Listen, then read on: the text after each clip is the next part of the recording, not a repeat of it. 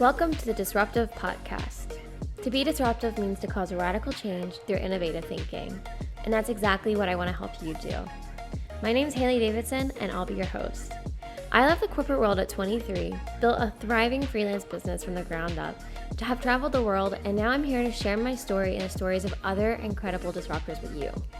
Every week we'll be bringing you the inspiration and actionable advice you need to make radical change in your life, whether that's quitting your 9-to-5 or getting your first freelance client. Be sure to join our email list using the link in the show notes to stay up to date on all things disruptive. Hello, and welcome back to the podcast. You might notice that we have a new name, Disrupt. I just shortened our original name, Disruptive, down a bit because I like it better. And we're all about trying new things here. And also, we're back for our third episode after a really great response to the first two episodes. So I really appreciate everyone that left reviews, that gave me their feedback, that listened and downloaded. The response was just amazing. So we're back here. I can promise you consistent episodes going forward. I'm recommitted, and I'm just really excited to be here talking to you. Over the next month, I don't know about for the whole life of the podcast, but definitely for the month of June, I'm going to be focusing in a lot on freelancing and helping people who love to freelance or want to freelance or are curious about that path.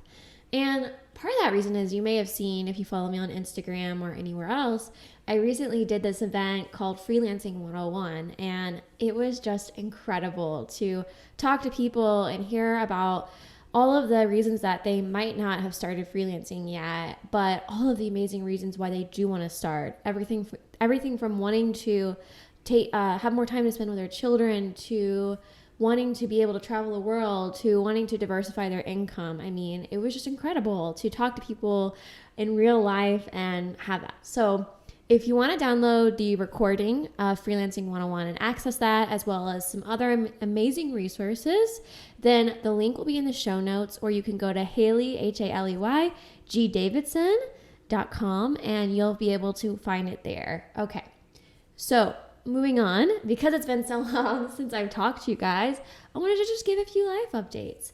The biggest one is really exciting, and it's that I am officially taking that scary freelancer step of moving into more of an agency model. So if you know me, my freelance business has been built mostly on my personal brand and my personal network, and that has been incredible and so fun. But I found myself, receiving a lot of exciting opportunities and hearing from people that they wanted certain things like social media, and realizing that me alone can't sustain this and we can't make the impact that I really want to have with freelancing. So we are now Gaia Content. That is what I'm calling my quote unquote agency. I don't love the word agency for many reasons, but that's what it is. So basically we'll be offering 3 core services: content marketing, SEO, and social media. So if you or someone you know needs help with that, especially if you're in the B2B space or if you're a coach or an entrepreneur, then we would love to be able to help you out over at Gaia Content. And I can talk more about why we're making that transition and the scary parts of it and why it took me so long when I could have done it a while ago at a later point. But I did just want to share that update. And if you're curious, you can check out the Gaia Content website at Gaia, Gaia, like the goddess, content.com, and that website is live. So yeah, guys, those are pretty much the big updates. Get your Freelance 101 recording at my website, HaleyGdavidson.com, and then check out the new agency at GaiaContent.com. So let's dive into today's topic.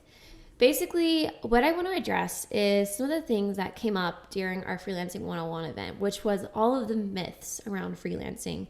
There are so many reasons why people don't get started, or maybe even why they don't consider freelancing as a viable path or viable option for them. And I really want to address each of these concerns, misconceptions, what I believe are really straight up myths, and break them down and give you the truth about freelancing based on my over a year now of experience doing this full time. Before that, about a year doing it as a side hustle. And so I believe I built my freelance business in a really sustainable way that doesn't leave me burnt out, that leaves me working with amazing clients, that leaves me getting paid, the same or more than I ever made in corporate. And it's just been so amazing to see how my business has changed my life.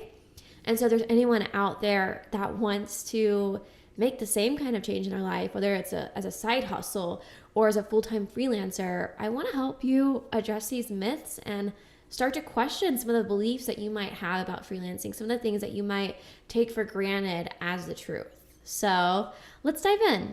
So the first freelance myth I want to address is the idea that freelancing requires a lot of time, and also that there's no way you could have time to do this on top of your 9-to-5. Maybe you have a very demanding job. Maybe you have so many responsibilities outside of work that you think freelancing would be impossible. Whatever it is, I completely understand, because when you're going into a new area outside of your comfort zone, then it can be extremely challenging to know how to even get started. It can feel very overwhelming.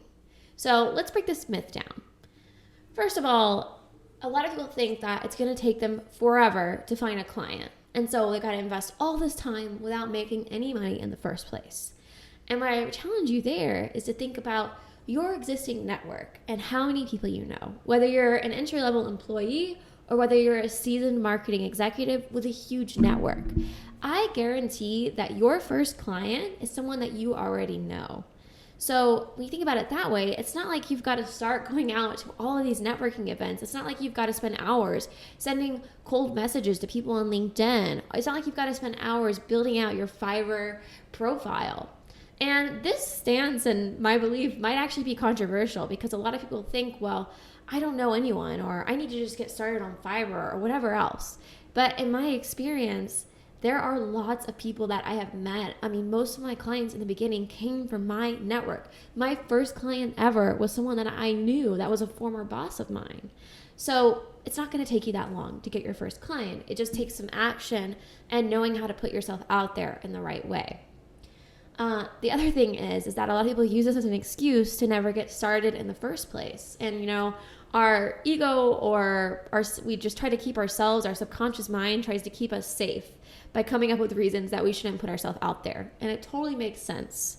But this is where I just want to challenge you to ask yourself, why am I even thinking about this question when I don't even have a client yet? Why am I worrying about how I'm going to get all the work done when I don't have any work yet?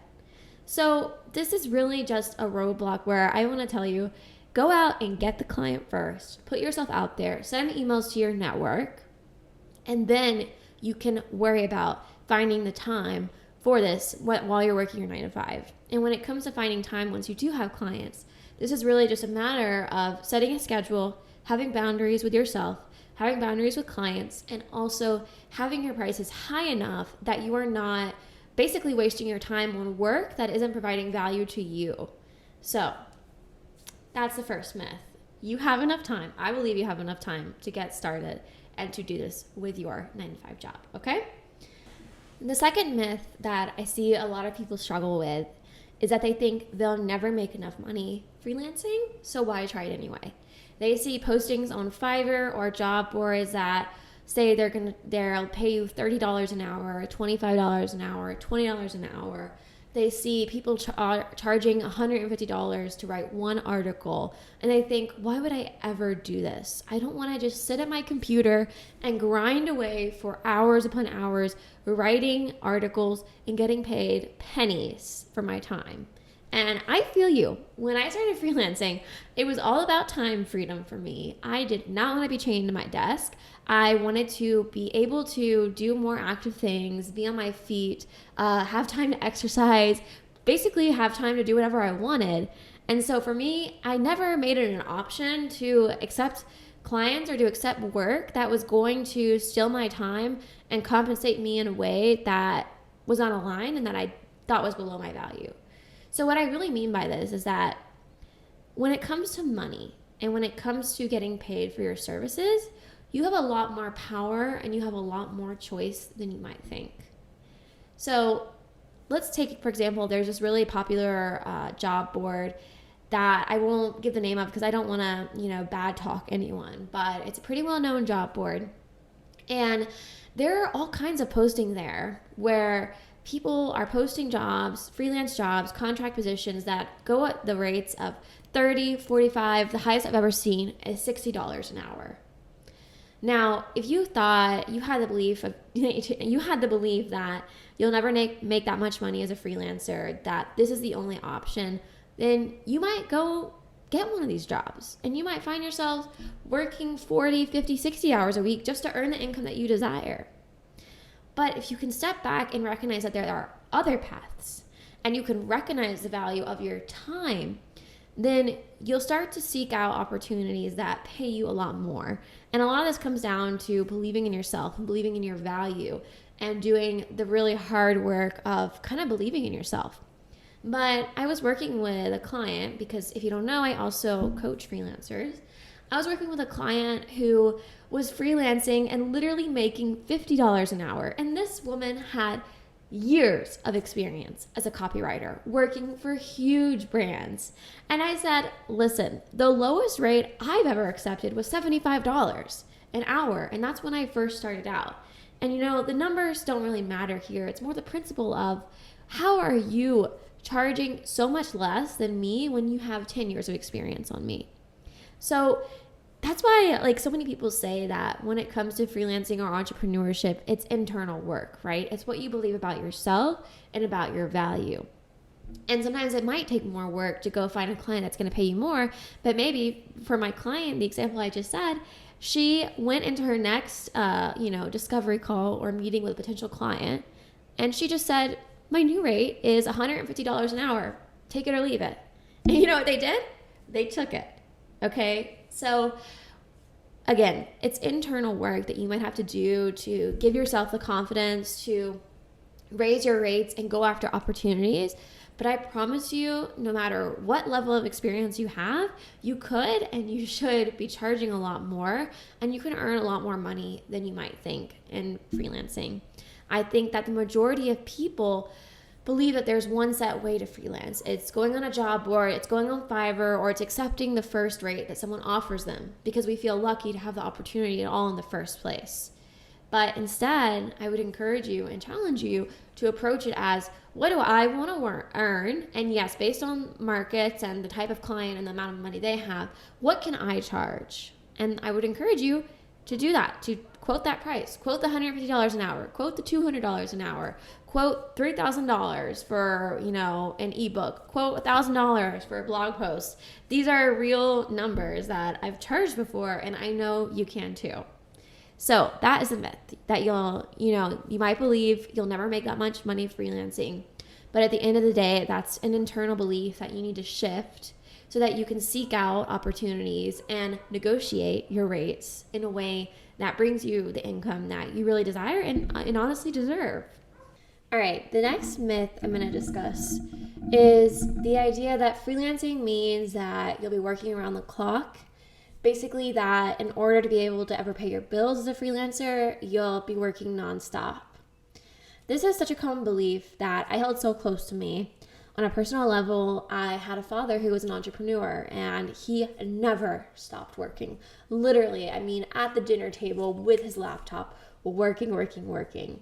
And, sometimes we work really hard because we're really passionate, or other times we work really hard because you think that that's the only way you'll ever be able to make ends meet, or you feel very, very lucky to be getting work in the first place. The other reason that I believe this myth and that so many people do is because they see this happening. They see their friends or coworkers who tried freelancing, they ended up quitting because the work did pile up. It did become so much that they were working constantly and it was miserable. So of course they decided to go back to a 9-to-5. And I think, the fact is that this is actually true for a lot of people and we can't ignore that. But the key word is that some freelancers are working around the clock. This is true for some people. And what's really important to recognize here is that there's actually a reason this is true for people. And it doesn't have to be your truth. It doesn't have to be your reality. You have way more power than you think. You have way more power than the world has probably told you. And so let's talk about some of the reasons that freelancers end up working nonstop around the clock. Number one, relevant to the other point we just discussed, they don't charge enough for their services. And so they have to take on a huge pile of projects in order to pay their bills. And the mistake there is they didn't do the simple work of calculating how much they need to charge in order to work a normal week or to work even less hours than 40 per week. I did that at the very beginning. I said, how much do I need to pay? How much do I need to charge in order to make this project worth my time? If when I calculate the project fee, it comes out to like $20 per an hour, $50 per hour, it's not worth my time. I will find a different client who can pay me what I deserve and what I need in order to have the schedule I desire. Now, here are some other reasons that someone might end up working around the clock. They haven't hired help. And this is actually, on a personal level, somewhere that I'm at right now. And a lot of that's by choice. I don't work around the clock, but, sometimes I do have to work on the weekend because I'm in the process of building my content business, my content marketing business, while also having this podcast and doing social media and working on some other business ideas behind the scenes. And the reason I'm doing that right now is because I haven't hired help. So I'm in the process of trying to hire a virtual assistant as my first hire so that I can get my schedule back. So yes, in your business, there might be some growing pains as you figure things out. That's inevitable. Maybe when you first start out, you'll realize that, oh no, I didn't charge enough. This project is taking me longer than I calculated. But again, you can always go back and raise your prices. You can always go and hire help. You can always do things to get your time back and own your time and own your power there. The other reason that this happens a lot for people is they just don't know how to say no to work when their schedules are already full. And this is so common because often we feel lucky to have work in the first place and we think that it's going to go away. So, of course, if the opportunity is there, then we're going to take it. But this is extremely dangerous because one, it stems from a scarcity mindset where you believe that money and clients and opportunities are scarce and rare and that you're lucky to have anything in the first place, which is giving your power away big time. But also you believe that basically just that the work is rare and so you need to do it or you need to hoard as much money as possible. And you also believe in a way maybe that your boundaries don't matter. And so you sacrifice your self-care in order to make more money or take on more clients to prove it to someone, to prove something to someone. And I used to be that way. And I had to realize who am I trying to prove this to? Who am I trying to prove that I can be Superman and work 12 hours a day and work weekends and blah, blah, blah, blah, because in reality, we can't, right? And what ends up happening when you take on more work than you can actually handle is not you end up earning more money and everything goes along great. It's actually that you end up making clients unhappy because you're turning things in late and because you get so burnt out that then you have to take a week off and et cetera, et cetera. So it's really important to work on the mindset piece there because you need to learn to trust yourself that if you say no to a work that's at the wrong time, that it will come back or a better opportunity will come back when the timing is right and you actually have the time. And so that's related to the other reason that a lot of people end up working around the clock is that they just are stuck in a scarcity mindset. Let's say you have enough clients to basically pay all your bills for the next month and you even have extra to pay your taxes and all that. But instead of saying no to work, instead of, managing their time properly, you just keep working and you keep taking on projects because you have this really intense scarcity mindset. And trust me, it's not easy to work out of that.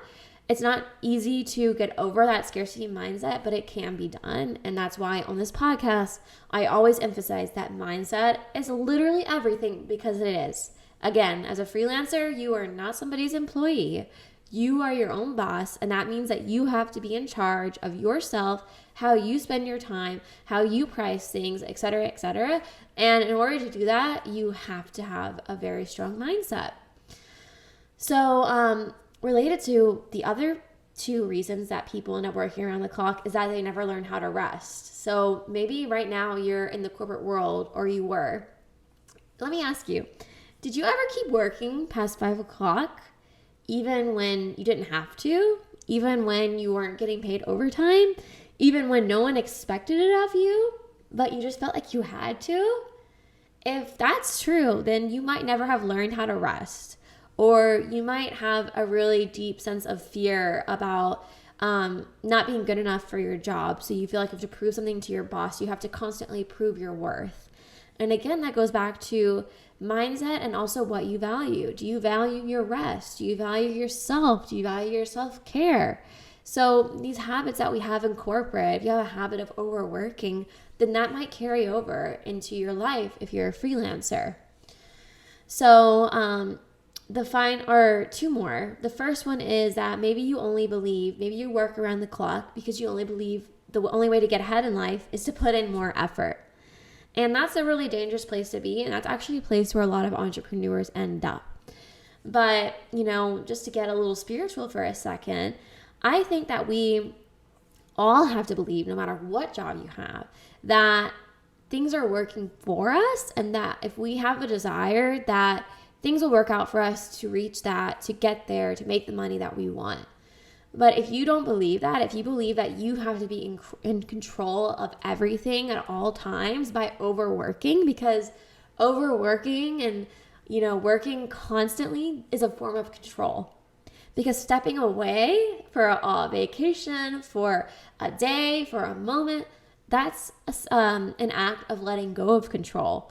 So if you believe that the only way to get ahead in life or in your career is to be constantly working and putting in effort, then you're going to be in a bad position, because you will eventually burn out and, lose any progress you may have made by overworking. That's a whole nother discussion maybe we'll get into one day, but that's enough for now. So the last one is maybe you're overworking because you don't have a clear goal or you don't have a clear plan for your freelance business. A lot of people maybe take on their first freelance client because they're just excited and it's a great opportunity, but they don't have a vision for where they want to go, and they don't have a clear why. For me, I quit my corporate job because I wanted to have time to go on a walk in the middle of the day. I wanted to have time to take an entire afternoon off to hang out with my little sister. And anytime that work starts to creep in, I bring myself back to that why. It's like my literal anchor. And so if you don't have that, if you don't have a reason why you got started, why you started taking on freelance clients, then it's going to be really hard, because you're going to just be lost. And so of course you'll just keep saying yes to people and keep taking on work and just keep working, because that kind of leaves you with a sense of not having control if you don't have a clear place that you're going towards or a clear reason why you started. So I recommend everyone, whether you have 0 clients or your first client or you have plenty of clients, you need to have a clear vision for why you got started and where you want to go, so that you can then put systems in place and have an anchor to help you when you're unsure of if you should say yes or no to this client. You can ask yourself, hey, does this actually align with my goal? Is this going to take away all the time that I plan to spend with my family? Is this going to take me further away from my goal of working with people in the travel industry? Then you can say no to that opportunity. All right, so we're on our next myth. I lost count. I think this is going to be the 4th myth. But basically, it's that you're feeling like you're not experienced enough to get clients. And I used to feel this way. I used to think, I need to work in the corporate world for a few more years in order to get the actual clients that I want, or in order to feel qualified enough to actually go out on my own. I mean, I was feeling like such an imposter. Like, who do I think I am to be, how old was I? 22 when I quit my job. And so feeling that way can make it really hard to get started and take that leap. But it's such a common excuse, and I think it is often an excuse. As we talked about earlier, your mind will give you a lot of reasons not to get started on something when it's outside of your comfort zone. So this is a big one that will come up. But let me tell you this. I truly believe and know that no matter where you're at or who you are experienced enough to get started. You are experienced enough to be a freelancer and yes, to make the kind of money you desire. Okay? And here's why I say that. And here's why I'm so sure. If you're a woman, especially, or from a, minority or underrepresented group in the world and the society that we live in is kind of built to keep us down. It's kind of built to keep us in structures like the corporate world where we have bosses or we have a limited income. We are given a certain salary number that demonstrates our value and basically limits our potential.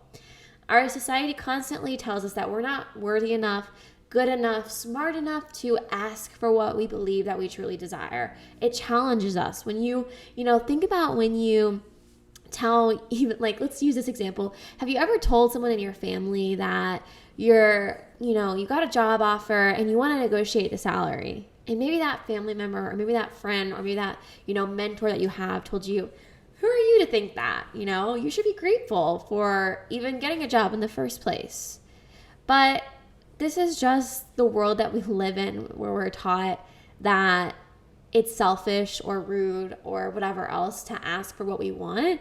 And also where we're kind of taught that it's not a good look to believe in yourself. It's not a good look to have confidence in yourself, to put yourself out there and say, yes, I actually can get these results for you. I can actually go out there and be a freelancer. But the truth is that the real truth about freelancing is that, yes, you could always have more experience. You could have more examples of work in your portfolio. You could have more talent, but you have to start somewhere. If you've worked in a marketing job for a couple of years, like many of my listeners and many people that I know, I believe that, as an action step, you should totally ditch this excuse and start listing all the crap you've ever done as an intern, in your job, in high school, etc. Just get a journal and write down everything you've ever done that could be seen as like a skill. That's your experience, and it's enough. When I quit my job and started freelancing, I had, I think, 2 years total in the corporate world, but also 3 years of solid experience in marketing in college. Maybe you have 1 or 2 years of really great marketing experience. You have done things that, have gotten results for your company or for your clients if you work at an agency. You've contributed and you have talent and you have value. Now, let's say you're absolutely starting from scratch and you really have zero experience and you want to start freelance writing. Okay, I understand where you're coming from. And yeah, it's hard to get your first freelance writing client if you've literally never written anything. So in that case, go ahead and ask yourself, what would enough experience be? Get super specific. Is it 3 articles in your portfolio? Is it, if you want to be a social media manager, do you need to help a client get 1,000 Instagram followers? Be extremely specific. Then go after that experience, even if you have to offer your services for free. And then that's your portfolio. That's your experience. It's enough. And it is enough. I just want to make that clear. That this is, the excuse that you're not experienced enough is just holding you back. It's keeping you in your comfort zone. But the truth is, you don't know what you're capable of yet. You don't know who needs you. You don't know who's looking for exactly you and your experience. You don't know who's willing to pay for all of that stuff that you're just dismissing. So put yourself out there and just see what happens. And, to go back to the first excuse we discussed, I think, lost track already, but this is a really common way that people hold themselves back from taking action. But the best way to gain confidence and to gain belief in yourself and to get your first client is by taking action. So don't let this hold you back until you actually go out there. Maybe you get a rejection from 5 different people. They say you don't have enough experience. Well, then that's data, and you can go and take that back and say, okay, I need to write 2 more articles for my portfolio. But at the end of the day, be specific about the experience you need. Be clear and honest with yourself about the experience you already do have, evaluate if this is just an excuse that's holding you back, and then go out there and take action. All right. Now, this brings me to the really big one, and I'm breathing in because I know it's a really big one, and I honestly feel like this is going to be a little controversial, but I'm excited to talk about it. And this myth is that freelancing will never be as stable as my corporate job, / freelancing benefits, freelancing can never compete with my corporate benefits. Oh my gosh. I have heard so many people tell me that I will never start freelancing. I'll never quit my job because the benefits are just so good. And I think that this excuse comes from just a lack of information and understanding of how self-employment works. If you've never known someone that was an entrepreneur, then of course you'll be unclear on what it's actually like to be self-employed and on the stability and benefits that you can have. So it's completely valid to have this excuse and to believe this. But I just want to break down for you corporate versus freelancing. And I talked about this a lot in depth and answered questions live in our Freelancing 101 event. So if you want to go more into this, then please go check out that event. Again, the link to the recording will be in the show notes or in the if you're on YouTube, in the YouTube description. Okay? So let's break it down bit by bit. So corporate, steady income, so nice getting that paycheck on the 1st and the 15th or whenever you get it. But here's the problem. If you lose your job, you might get severance, but then that income is immediately gone. You are cut off. You have one stream of income and then it's done. Maybe your partner, if you are married, also works, so you've got 2 streams of income in the house. But the point is that it's very set. That is your source of income. Now, freelancing, I will say, even though my income still fluctuates month to month, I'm building stability in now with retainers. I have never felt more stable in my entire life, in my entire corporate career, in college, whatever else. And here's why. With freelancing, you have multiple streams of income. And that is powerful. I mean, I think even the biggest financial gurus will tell you diversify, diversify, diversify. And so with freelancing, you have multiple streams of income. I mean, when Silicon Valley Bank collapsed, there were people whose lives were turned upside down overnight because their companies were banking there. And so then they lost their jobs overnight. And they could have never seen that coming. For me, I have clients in the tech industry, and so I was worried. But as soon as I woke up that day, I realized, okay, I'm worried because I've got maybe 2 clients who could be severely impacted. But guess what? I've got 5 other clients. I'm gonna be okay, and I can go get new clients. I've got endless options and opportunities, and I've got really solid diversified income. So whether you want to do freelancing full time or you want to start it as a side hustle, I can't emphasize how great it can be for your anxiety and stability in life just to know you have multiple streams of income. So that is a big one. Another one is that with freelancing, you have unlimited income potential. And this is part of what makes me feel stable. Also, it's because anytime I meet with a new client, there's always the opportunity to raise my prices just a bit. My prices aren't on my website. They say starting at XYZ price, but they don't know the prices. Or maybe they're getting a custom package.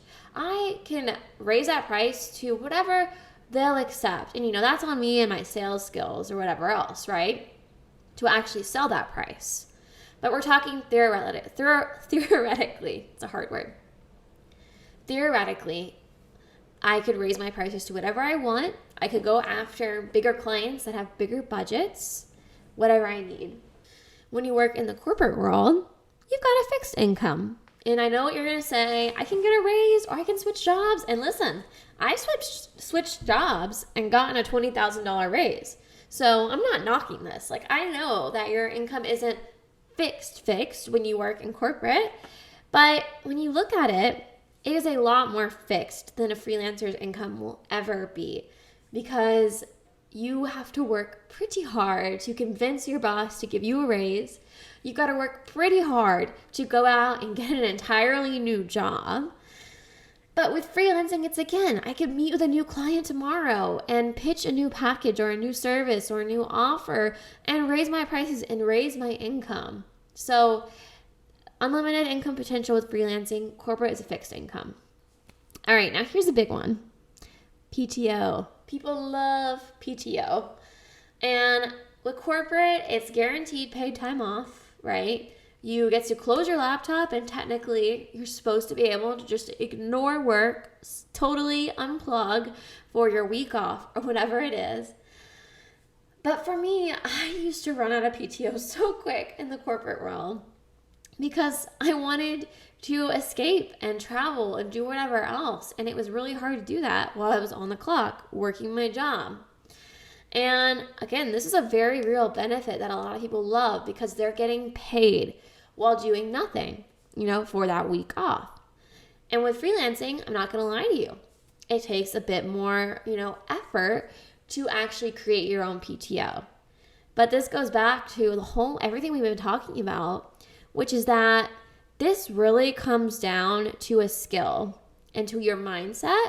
And that skill and that mindset is structuring your offers and agreements and structuring your pricing and having boundaries with yourself and your clients so that you can create your own PTO. Today, I'm recording this podcast, but this is all I'm doing today because I enjoy this. I'm off today. It's a Tuesday. I decided that I'm off. And I had to tell my clients, hey, guys, I need a day off. So I'm not going to be available. I deleted Slack off my phone. I haven't checked my email. I was hard, but I have very strict boundaries with myself. And did a project deadline have to get pushed? Yeah. Is everyone super happy that I'm taking time off? No. Is that totally okay and I'm going to be fine and I'm getting paid? Yes. So it takes work and skill, but it's completely possible. And once you build your freelancing business up, if you decide to go full time, I'm not at this point yet, but I know plenty of people who've been freelancing for 2 years. They built up their pricing and clientele to the point and hired, maybe a virtual assistant to help that they could take an entire month off. So this is completely possible for you. Now, the last one that I'll talk about is health insurance. I've talked about this at length on Instagram and also in the Freelancing 101 event. So I'm going to keep this kind of brief. But basically, health insurance is required to be subsidized and offered by your employer if you work a salaried corporate job. And if you're a freelancer, you got to figure it out yourself. But it's way easier than you would think. I'm actually paying less now than I ever was when I worked my corporate job before. My premium came out to cheaper and still really amazing coverage. And I purchased it, private insurance, through a health insurance advisor or agent, I think they're called. And you can also get insurance through Obamacare, like healthcare.gov. It's completely possible. I did that when I first started out. And, it wasn't the cheapest thing in the world, but it was decent coverage and it got me through. But, now I tell everyone I think the best option is working with a health insurance agent. But the best part of having my own health insurance now is just knowing that I'm going to be covered no matter what, and I'm going to have my insurance for the foreseeable future. I mean, especially in this day and age when so many people are going through layoffs, it's kind of scary that your health insurance is so tied to your job. It could go away, honestly at any second. And yeah, you can get COBRA. But I remember when I was laid off during the COVID-19 pandemic, that was terrifying. Overnight, I lost my insurance. I didn't have any money coming in, and later I got unemployment, right? But I didn't have insurance. I didn't have anyone in my family who I could jump on their plan. It was terrifying. But now I know that I have my health insurance no matter what. And the last thing I was going to say about this, I kind of forgot, but I guess that's it with health insurance. So you can figure out health insurance. It is way easier than you think to handle this. And I'm not going to lie, my experience is limited as being privileged to not have kids right now, to not have anyone, myself or people in my family with serious health problems. So the point is here, just do your research. Don't take it for granted. Don't assume that your employer is so fabulous and wonderful and worth slaving away for because they give you health insurance. Do your research. Check out your options. And I just remembered what I was going to say as the last point about health insurance, which is that it's a write-off. So it comes out pre-tax, usually, if it's through your employer. It's the same thing if you're self-employed. Insurance, up to a certain percentage, is a tax write-off. So that's great. And the last difference with freelancing versus your corporate job is just that one day you could make passive income and delegate and hire if you wanted. And the truth is, with a corporate job, your income will always be tied to your time. And that was just a life that I could never accept for myself. And, if for you, it also isn't one that you want to accept, it's never too early or too late to start freelancing, and just try it out as your side hustle and see if you enjoy it. Okay? So those are the biggest myths about freelancing. And as we wrap this up, I just want to say that in my experience talking to a lot of people now who want to freelance, I know that it can give you anxiety. I know it can make you stressed out to think about juggling clients or health insurance or whatever else. But maybe freelancing also represents something that you really, really want. Maybe it feels like a dream you've always had, but you think you're not capable or worthy enough or motivated enough. Maybe you think it's really, really hard. But here's the truth. The world we operate in supports one path to success. Our parents, the way we grew up, school, it teaches us there's one path to success. Climb the corporate ladder, slave away 9 to 5 until you retire at 65. It's not your fault if you believe that deep down to your bones, if you believe that's the only path to success and happiness. It's not my fault that I believed it for the longest time, that I sacrificed so much in college just to get that wonderful, glamorous corporate job. So I want to invite you right now to choose a different belief, to start to open your mind to the possibilities, for just a moment to set aside that negative internal voice and all the myths we've been taught about life outside of the corporate world. I want you to open your mind to the idea that the truth is there are thousands and maybe millions of people living their most fulfilled, easeful, financially empowered lives all through freelancing. And here's the real truth about those people, and I include myself in that group. There's not anything special about us. The only thing that's unique about me or anyone else that's built a really fulfilling life with freelancing is that we just took action and we kept taking it step by step until we built the life that we wanted. And you can do exactly the same thing. So as this episode wraps up, I want you to just think about, what would freelancing really mean to you? What would it make possible for you in your life, in your current circumstances and situation? What would it make possible for your family?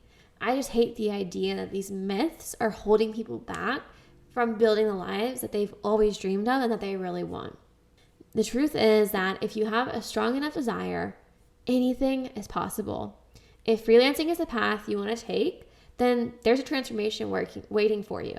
You can make a bigger impact, you can earn more money, and have all the time and location freedom you've ever wanted. You just have to take the first step. Okay, guys, that's the episode for today. I wish you all the goodness and success and love, and I'll talk to you again next week. Bye.